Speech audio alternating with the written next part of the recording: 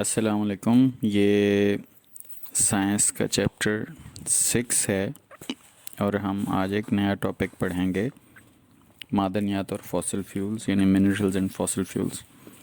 किसी मुल्क की तरक्की और खुशहाली का इन्हिसार वहाँ पर मौजूद ज़मीन, पानी, मादनियात, जंगलात और जंगली हयात वगैरह की मौजूदगी और उनके मुनासिब इस्तेमाल पर होता है। इन तमाम चीज़ों को वसाइल यानी रिसोर्सेज कहा जाता है। अल्लाह ताला ने पाकिस्तान को वो तमाम वसाइल और ज़राए अता किए हैं जो किसी भी मुल्क की तरक्की और खुशहाली के लिए ज़रूरी हैं। फॉसिल फ्यूल्स, कोयला, तेल और गैस फॉसिल फ्यूल्स कहलाते हैं। ट्रांसपोर्ट, बिजली की पैदावार, ज़राअत और सनत की ज़रूरियात पूरी करने के लिए दरकार एनर्जी ज़्यादातर इन्हीं से हासिल होती है।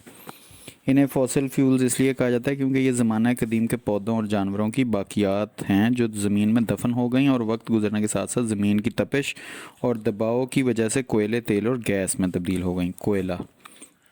कोयले को इंग्लिश में कोल कहते हैं। हरारती तवानाई हासिल करने का एक पुराना और अहम ज़रिया कोयला है।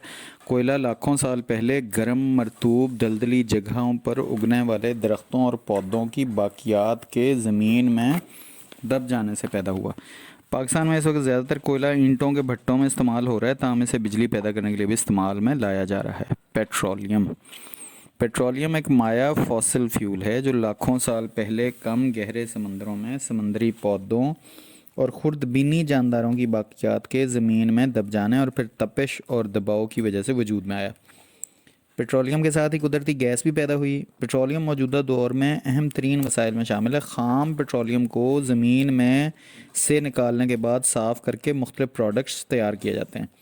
गैसोलीन यानी पेट्रोल, डीज़ल, फर्नेस ऑयल और केरोसिन ऑयल यानी मिट्टी का तेल सब पेट्रोलियम प्रोडक्ट्स हैं जो गाड़ियों, जहाज़ों, बिजली घरों, कारखानों और घरों में बतौर ईंधन इस्तेमाल होते हैं।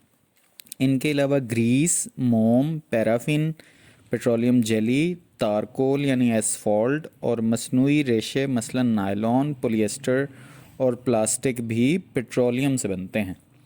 कुदरती गैस यानी नेचुरल गैस। कुदरती गैस मुख्तलिफ़ गैसों का मजमूआ है जिनमें मीथेन, ईथेन, प्रोपेन वगैरह शामिल हैं।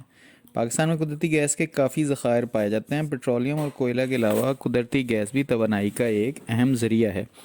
ये बिजली घरों में बिजली पैदा करने, सीमेंट और कीमियाई खादों की तैयारी और दूसरे कारखानों को चलाने के अलावा घरों में चूल्हे जलाने के काम भी आती है। आजकल बहुत सी गाड़ियां भी गैस पर चलाई जा रही हैं। फॉसिल फ्यूल के माहौल पर असरात, effects of fossil fuels on environment.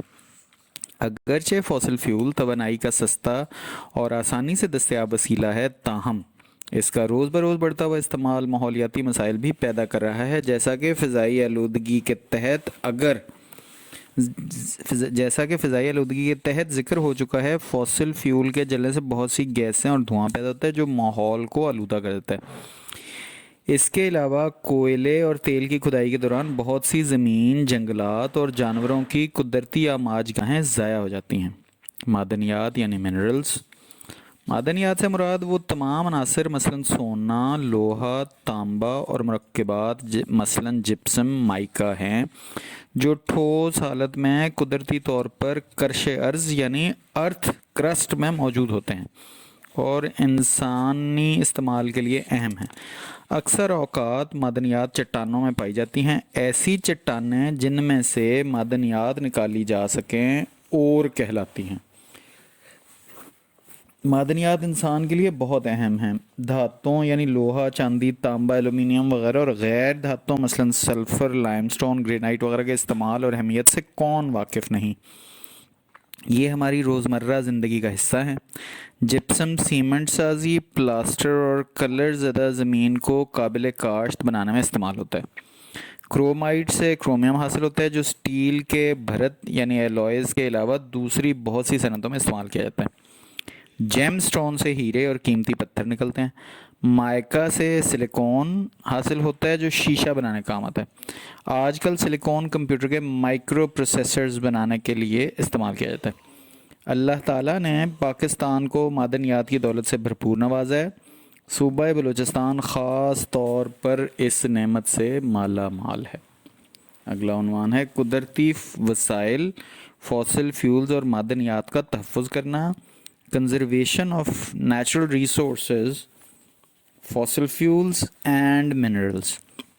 صنعتی ترقی خوشحالی اور بہتر معیار زندگی کے لیے قدرتی وسائل کا استعمال ناگزیر ہے، تاہم یہ بھی حقیقت ہے کہ فوسل فیولز اور معدنیات ناقابل تجدید یعنی نان رینیویبل قدرتی وسائل میں شامل ہیں، کیونکہ یہ دوبارہ پیدا نہیں ہو سکتے یا ان کے پیدا ہونے میں بہت لمبا عرصہ درکار ہوتا ہے۔ مثلاً فوسل فیولز کے بننے کے لیے لاکھوں سال درکار ہوتے ہیں۔ اس کے علاوہ کرۂ ارض پر ان قدرتی وسائل کی مقدار محدود ہے، لامحدود استعمال سے یہ جلد ختم ہو سکتے ہیں۔ ضرورت اس امر کی ہے کہ وسائل کو آئندہ استعمال کے لیے محفوظ کیا جائے۔ اس سلسلے میں ری سائیکلنگ، متبادلات کا استعمال یعنی سبسٹیٹیوشن، اور استعمال شدہ اشیاء کے دوبارہ استعمال یعنی ری یوز جیسے اقدامات کیے جا سکتے ہیں۔ اگلا عنوان ہے زراعت اور پاکستان کی فصلیں، agriculture and crops of Pakistan. خوراک انسان کی بنیادی ضرورت ہے جو کہ زراعت سے پوری ہوتی ہے۔ اس کے علاوہ لباس، مکان اور بہت سی دوسری ضرورتیں بھی زراعت سے حاصل ہوتی ہیں۔ دنیا کی بڑھتی ہوئی آبادی کی خوراک کی ضروریات کو پورا کرنے کے لیے زیادہ پیداوار کی ضرورت ہے۔ پاکستان ایک زرعی ملک ہے جس کی تقریباً 60% آبادی بالواسطہ یا بلا واسطہ زراعت سے منسلک ہے۔ اللہ تعالیٰ نے ہمیں زرخیز زمین کا وافر رقبہ عطا کیا ہے۔ ہمارے پاس فصلوں کی آبیاری کے لیے وسیع اور دنیا کا بہترین نہری نظام موجود ہے۔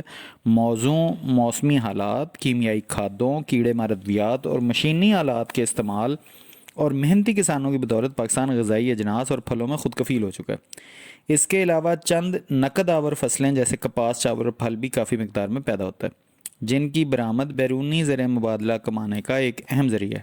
تاہم ابھی بعض فصلوں کی کاشت اور پیداوار میں اضافے کی خصوصی ضرورت ہے، مثلاً دالیں، خوردنی تیل پیدا کرنے والی فصلیں اور اناج وغیرہ۔ کل ہم پڑھیں گے کہ مشینی کاشت اور پیداواری رجحانات یعنی mechanised farming and production trends, یعنی اگر مشینیں استعمال کریں ایگریکلچر میں، کھیتی باڑی میں، تو اس سے کیا کیا فائدہ ہو سکتا ہے۔ السلام علیکم۔